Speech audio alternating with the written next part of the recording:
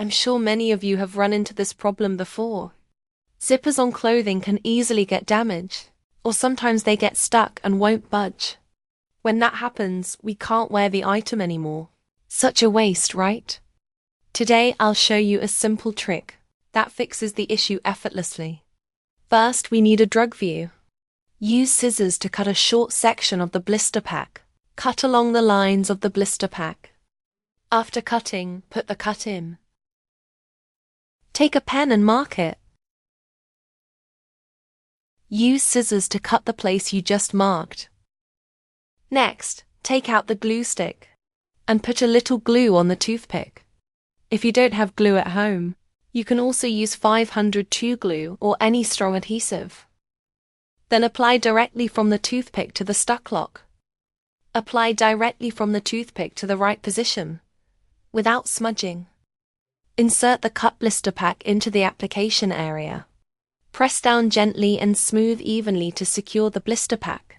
If you have pliers at home, you can also use them to flatten the middle part a bit. That's usually where the zipper gets stuck.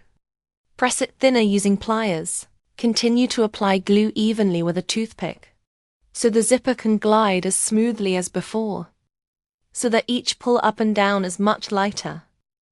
Helps the shirt look neat without anyone knowing it has been altered. All right, now, the hot glue has set completely, and the blister pack was sealed.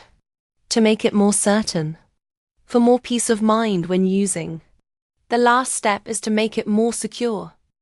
Use needle and thread to sew on the blister pack. Use sutures around the edge of the blister pack for added strength. After cutting the thread, let's test it. As you can see, the zipper works just like new, and it doesn't affect the appearance at all. It looks great. If you have a favorite piece of clothing with a broken zipper pull, give this method a try. And that's it for today's video.